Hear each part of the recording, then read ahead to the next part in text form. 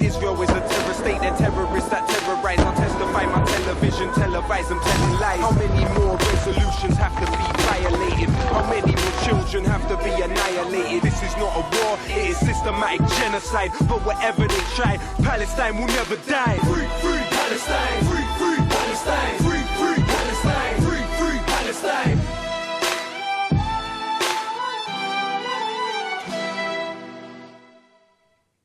Hello, I'm Chris Williamson, and you're watching Palestine Declassified. Hola, soy Chris Williamson y están viendo Palestina Desclasificada. En el programa de hoy examinaremos los esfuerzos de la entidad sionista para suprimir la libertad de expresión en la plataforma de mensajería Telegram. En nuestro primer informe, Latifa Buchakra ofrece una visión general de la lucha de Telegram contra la censura y del sospechoso arresto de su fundador, Pavel Durov. Cuando se trata de la transmisión rápida y gratuita de información directamente a los teléfonos móviles de 1.000 millones de personas, Telegram no tiene rival. Mientras el ataque genocida del régimen sionista contra Gaza entra en su 11º mes, la aplicación Telegram sigue sirviendo como un medio vital para quienes se encuentran en Palestina, el Líbano, Yemen y otros lugares que se comuniquen con el mundo. Los usuarios de la aplicación pueden compartir rápidamente imágenes, videos e historias en el lugar de los hechos. Telegram también se ha utilizado para filtrar datos israelíes sensibles. Los funcionarios militares y de inteligencia sionistas han reconocido que esta violación es la más grave en la historia de Israel, ya que los piratas informáticos acceden a grandes cantidades de información clasificada. Todo esto ha enfurecido al régimen sionista, particularmente porque Telegram ha sido la plataforma más resistente contra la censura, negándose a menudo a eliminar información a pedido de Israel. Por lo tanto, tal vez no sea sorprendente que Telegram está ahora bajo ataque. Pavel Durov, el fundador de Telegram que vive en los Emiratos Árabes Unidos, fue arrestado a finales de agosto por las autoridades francesas, después de que su avión aterrizara cerca de París. Fue arrestado por supuestamente negarse a cooperar con las autoridades para moderar la plataforma en cuanto a los contenidos relacionados con el tráfico de drogas y el abuso sexual infantil. También fue acusado de proporcionar ilegalmente servicios de criptografía, pero estos cargos son infundados, dadas las fuertes políticas de Telegram contra dicho contenido. El momento del arresto de Durov es muy sospechoso. De hecho, parece ser simplemente un pretexto para suprimir la plataforma, a la luz de las recientes demandas del régimen sionista. En abril de este año, Durov reveló que había recibido presiones de fuentes anónimas para eliminar contenidos, pero insistió en que Telegram debería seguir siendo una plataforma neutral. A diferencia de Telegram, otras plataformas como Google, Meta y Amazon han eliminado de forma rutinaria contenidos críticos con Israel. De hecho, esas plataformas incluso han sido infiltradas por cientos de exagentes de la Unidad 8200 de las fuerzas de ocupación israelíes. La unidad es conocida por llevar a cabo operaciones de guerra cibernética y utilizar tácticas de chantaje contra los palestinos. Desde el 7 de octubre pasado, Meta ha eliminado miles de publicaciones críticas con el régimen sionista, mientras que empresas como Meta emplean miles de moderadores para realizar censura. Telegram emplea unas 50 personas y solo proporciona una única dirección de correo electrónico para cuestiones de moderación de contenido. La aplicación también es conocida por negarse repetidamente a cumplir con las solicitudes de eliminación hechas por el régimen sionista, incluso cuando se le ha pedido directamente a Durov. El arresto de Durov parece ser un mensaje a otros líderes tecnológicos sobre las consecuencias de resistirse a las demandas de censura sionista y un intento de proteger a Israel del escrutinio. Me acompaña en el estudio, como de costumbre, nuestro experto residente y eminente crítico académico de Israel, David Miller. David es investigador senior del Centro para el Islam y Asuntos Globales de la Universidad Saim de Estambul y codirector del organismo de vigilancia del lobby Spinwatch. Nuestra colaboradora invitada de hoy es la valiente y galardonada fotoperiodista de investigación Vanessa Villi. El Consejo Nacional Británico para la Formación de Periodistas ha descrito a Vanessa como una de las periodistas más respetadas del Reino Unido. Bienvenidos al programa. David, esta es una historia en desarrollo, ¿o no? ¿Cuáles son las últimas novedades sobre la situación de Pavel Durov? ¿Sigue detenido? He's not still in custody. He's not allowed to leave France. $5 million worth of bail. No se encuentra bajo custodia, pero no se le permite salir de Francia. Se le impuso una fianza de $5 millones y los Emiratos Árabes Unidos presionaron a las autoridades francesas para que lo liberaran. Él es ciudadano de Rusia, Francia, los Emiratos Árabes Unidos y Saint Kitts y Nevis. Tiene lazos con los Emiratos Árabes Unidos, sobre todo con el hijo del primer ministro de Dubái, Mohamed Maktoum. Y claramente hay muchos debates allí, porque por supuesto lo que está sucediendo aquí es que los israelíes han ejercido presión. Presumiblemente los franceses lo han acosado basándose en eso. Los Emiratos Árabes Unidos son un aliado muy cercano de Israel, pero aún así han presionado para que sea liberado. Ahora está en libertad, no puede salir de Francia, pero su arresto envió un mensaje. Y muy cerca del momento en que fue arrestado, el director ejecutivo de Rumble, la plataforma para compartir videos, Chris Pavlovski, emitió un mensaje diciendo que había salido sano y salvo de Francia. Se está enviando un mensaje a todas las plataformas de redes sociales que evaden la censura. Rumble es uno de los restantes que deben tener cuidado, y esa es la situación. Todavía está en Francia y no puede irse, y eso por supuesto es una indicación de la presión. Ese era exactamente el plan, y al final lo que pasó es que las redes sociales comenzaron a moderar sus políticas a raíz del arresto. Por supuesto, las autoridades recurren a un pretexto, dan una razón real detrás de las restricciones. Bueno, así es. Por supuesto, el abuso sexual infantil es un delito. Entonces, lo que sucedió ahora es que Telegram complementó una moderación en cuanto a la mensajería privada. Decían que nunca lo harían, pero ahora lo hicieron. Y lo que también sucedió desde el arresto es que varias cuentas pro-resistencia en Telegram han caído. Algunos de ellos dejaron de funcionar el 23 de octubre en la plataforma Android, pero ahora son completamente inaccesibles. Y eso es claramente un impacto del arresto. Vanessa, sabemos que Pavel Durov ha tratado de acercarse a Occidente y está involucrado en una retórica antirrusa y, de hecho, anti-iraní. No es así, pero eso no parece haberle ayudado en este caso, ¿verdad?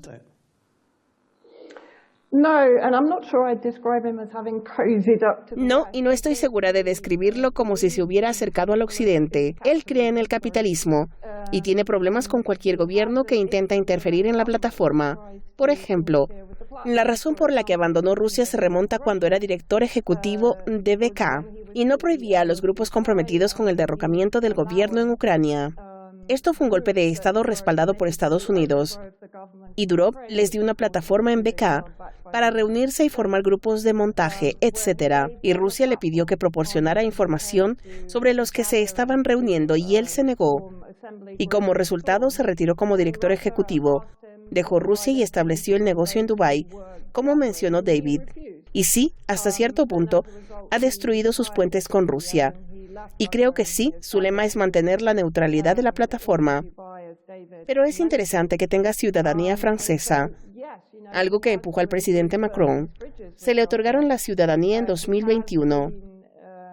Y por supuesto en 2022 se puso al lado de las sanciones de la Unión Europea contra Rusia y eliminó a RT del canal de Telegram. Aún así, creo que Telegram ha brindado un tremendo servicio, particularmente a aquellos que creen en la causa de Palestina, la resistencia y la liberación del pueblo ocupado de Palestina. Sí, creo que al mismo tiempo está caminando por una línea muy fina. Y creo que vemos algunos compromisos de parte de él.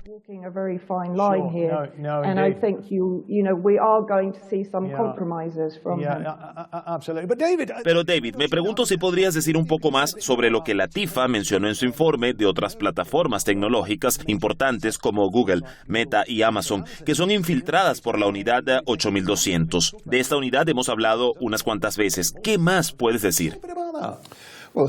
Bueno, plataformas como Telegram y Rumble, que acabamos de mencionar, se distancian en este patrón general. Cuando miras las otras plataformas tecnológicas, incluidas aquellas que se dice que están dirigidas por el Partido Comunista Chino, etc., en realidad lo que encuentras en el nivel superior son exmiembros de departamentos de Estado, exmiembros de la CIA, especialmente en la moderación del contenido, así como decenas de funcionarios de inteligencia de la Unidad 8200, y eso es parte de la explicación de por qué son tan serviles. Pero esto no es toda la explicación. Por ejemplo, en caso de Meta, hay una mujer que está en el nivel más alto de su junta directiva, que está casada con John Mendelsohn, el famoso lobista israelí en este país, y ha estado involucrada en todo tipo de estratagemas sionistas para asegurarse de que Meta no refleje adecuadamente lo que está sucediendo en Palestina. Así que hasta cierto punto, toda la estructura de estas empresas se ha opuesto a la resistencia palestina y dará lo que pueda para colaborar con los sionistas. Vanessa, ¿qué importancia crees que ha tenido Telegram desde el 7 de octubre en el flujo de información desde Gaza, el Líbano y otros lugares? Y en cierto modo, tocaste eso un poco en tu respuesta anterior, pero ¿dirías un poco más?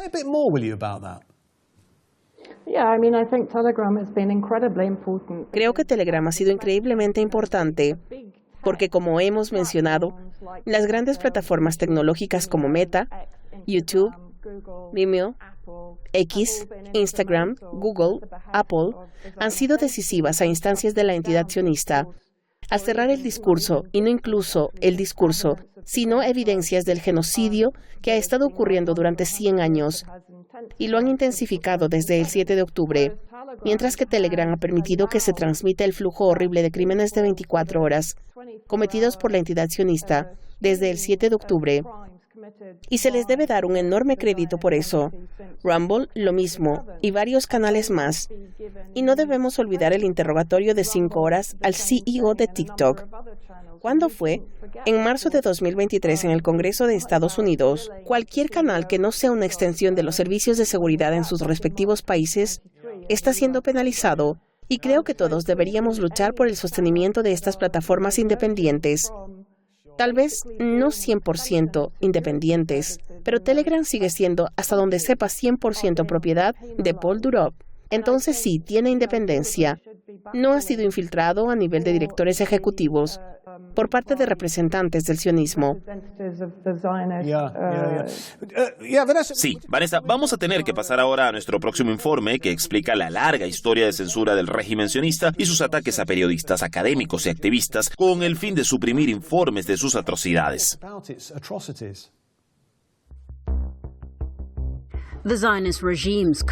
El compromiso del régimen sionista con la censura no es nada nuevo. La campaña de Israel contra Telegram y otros gigantes tecnológicos es una continuación de los métodos que ha utilizado durante muchos años dentro de la Palestina ocupada. A pesar del apoyo autoproclamado de Israel a la libertad de prensa, la verdad es que implementa una censura fuerte y a diario.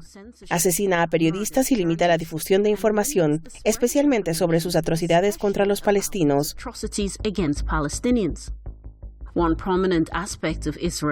aspecto destacado de la censura israelí es el papel del censor militar israelí, una unidad de las fuerzas de ocupación israelíes que supervisa y controla la publicación de información dentro de la entidad sionista. Esta censura cubre los centros académicos, los medios de comunicación y mucho más. Como un ejemplo, la unidad normalmente censura más de 2.000 artículos de noticias cada año en Israel. El incumplimiento de las exigencias de censura del régimen resulta en la pérdida de credenciales periodísticas o, en el caso de los reporteros extranjeros, en su expulsión de Israel.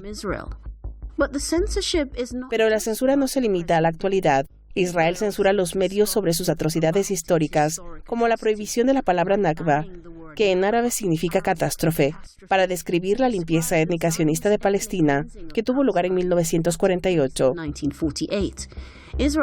Israel también ha aplicado la censura dentro del territorio controlado por los palestinos, prohibiendo miles de libros y limitando a los equipos de comunicación. Con el inicio del ciclo de noticias de 24 horas, Israel comenzó a censurar a las emisoras de noticias internacionales. En 2002, por ejemplo, las estaciones de noticias estadounidenses CNN y NBC fueron amenazadas con acciones legales por su cobertura de la Segunda Intifada. Más recientemente, en 2017, el régimen sionista cerró la oficina de Al Jazeera en Jerusalén Al-Quds. En 2021, Israel destruyó el edificio Al-Hala en Gaza, que albergaba las oficinas de Al Jazeera, Associated Press y otros medios de comunicación, provocando indignación mundial. Al año siguiente, las fuerzas de ocupación israelíes mataron a tiros a la reportera de Al Jazeera, un ícono del periodismo palestino, Shirin Abu Akleh, en Cisjordania. En la actual campaña genocida en Gaza, la censura sionista ha alcanzado un nuevo nivel. Según el Comité para la Protección de los Periodistas, Israel ha asesinado al menos a 116 periodistas desde el 7 de octubre del año pasado. Y en abril, el Parlamento sionista aprobó una nueva ley que permite a los altos funcionarios del régimen cerrar organizaciones de noticias extranjeras que operen en Israel.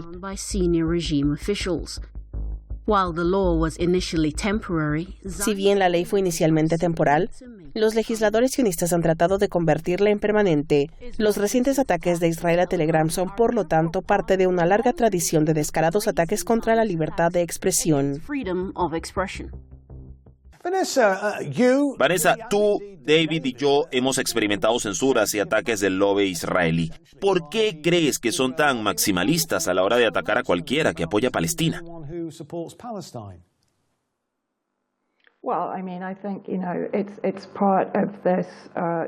Creo que es parte de esta industria de censura que el movimiento sionista siempre ha mantenido desde su creación, incluso a lo largo de la historia. La narrativa palestina ha sido completamente asfixiada y desfavorecida en favor de la narrativa sionista. Como dije, desde la fundación del movimiento sionista y en adelante, cualquiera que se perciba que tiene alguna influencia sobre el consenso público, sobre el conflicto sionista palestino, debe guardar silencio. Y creo que sí, todos hemos experimentado el grado de vitriolo que se puede volver contra nosotros para silenciarnos, para intimidarnos y para acosarnos. Cuando miramos lo que está sucediendo en Palestina, la detención y el asesinato de periodistas, estamos saliendo bien librados, pero ¿hasta qué punto seguiremos saliendo tan ligeramente librados?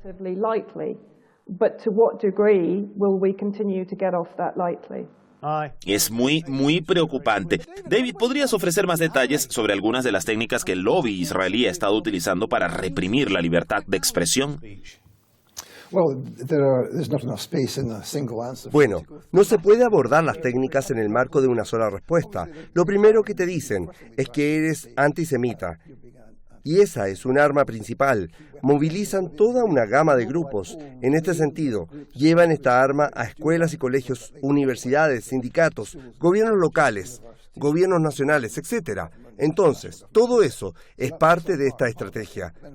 Además de esto, tienen la política de propaganda de Hasbara, donde inventan mentiras y luego se apegan a las mentiras. Un caso de esto lo vemos recientemente en los principales medios de comunicación de Australia, que daban historias sobre violaciones, decapitaciones de bebés y asesinatos de civiles israelíes. Todo eso se ha probado que fue mentira. Los principales medios de comunicación de Australia tardaron casi un año para darse cuenta de la realidad de lo que pasó a finales de octubre del año pasado. Esto se debe a la efectividad de propaganda israelí y sus técnicas de intimidación. Y lo último que quiero decir es sobre la infiltración. Los sionistas se infiltran en los medios de comunicación, las redes sociales, las corporaciones, los gobiernos, a todos los niveles. Como resultado, cada vez que surge un problema, hay gente fuera que exige cambios y hay gente dentro que con sus aliados que hacen los cambios.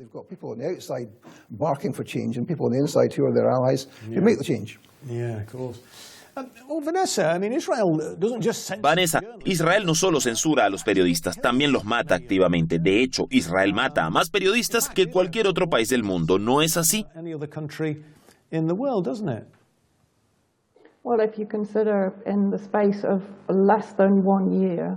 Así es, si tenemos en cuenta que en menos de un año, según la Defensa Civil de Gaza y los informes procedentes de Gaza, Israel ha matado a 170 periodistas desde el 7 de octubre, lo cual es un número extraordinario. Los periodistas han sido atacados deliberadamente, no solo ellos, sino toda su familia. Entonces, esta es una horrible campaña de intimidación para impedir el flujo de información, y es una evidencia de los crímenes y atrocidades sionistas en el marco del genocidio que están cometiendo en Gaza. Y ahora también en Cisjordania vemos cómo disparan a periodistas, como Marjan Barghouti, cuando intentaba cubrir la invasión de Jenin, por ejemplo. Así que los periodistas en todas partes, tanto en los territorios ocupados como en Gaza, corren peligro de ser asesinados.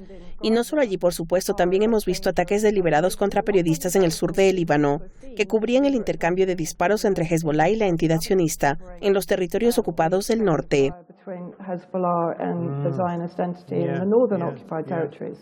David, sabemos que Israel practica la censura en la Palestina ocupada, pero ¿cómo es capaz de extender esta censura a lo que parece ser todos los rincones del mundo? Tú hablabas de infiltración. ¿Cómo hacen eso?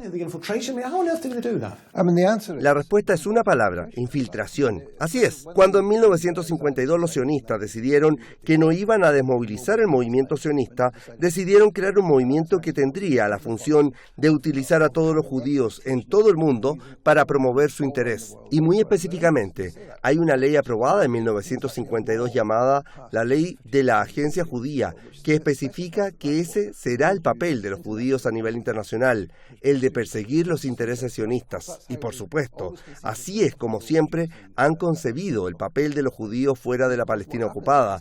Lo que sucede entonces es que, debido a que los judíos en la sociedad occidental en gran medida son más privilegiados que otros sectores de la sociedad, cuando llega el momento en que se les pregunta, no es que el Mossad tenga unos pocos colaboradores y que te den unos nombres, es que hay judíos en toda la estructura social que pueden convencer a que se materialice lo que quiere el sionismo. Tienen a gente fuera tirando piedras, que los llamamos lobby de Israel, y luego tienen gente puesta en...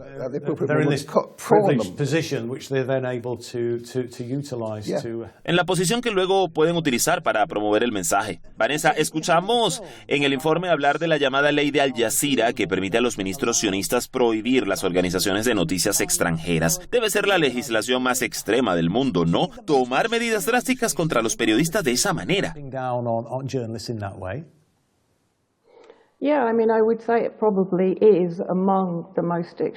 Sí, yo diría que probablemente esté entre los más extremos, pero también diría que no estamos muy lejos de eso en el Reino Unido ahora, con el arresto de activistas y periodistas que están en contra del genocidio.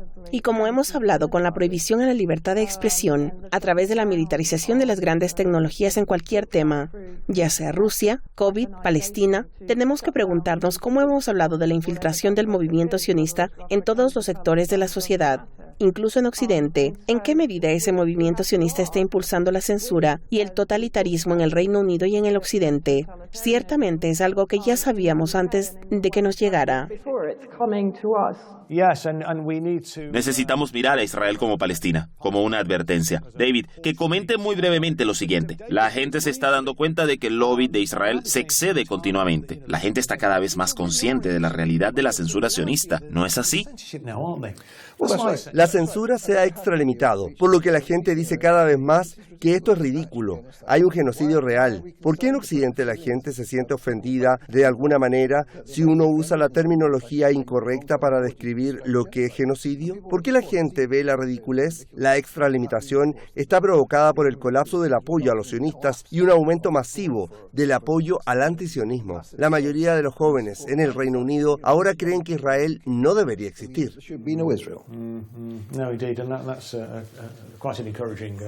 Creo que es un avance bastante alentador, pero me temo que eso es todo por ahora. Así que gracias por mirarnos y gracias a nuestra invitada Vanessa Billy y por supuesto a nuestro experto residente, el profesor David Miller. Pueden ayudarnos a contrarrestar la propaganda prosionista que aparece habitualmente en los medios corporativos, compartiendo el programa de hoy en sus redes sociales y plataformas de medios. Entonces, hasta la próxima vez cuando espero que se unan a nosotros nuevamente en Palestina Desclasificada. Soy Chris Williamson, me despido por ahora. Chris Williamson saying bye for now.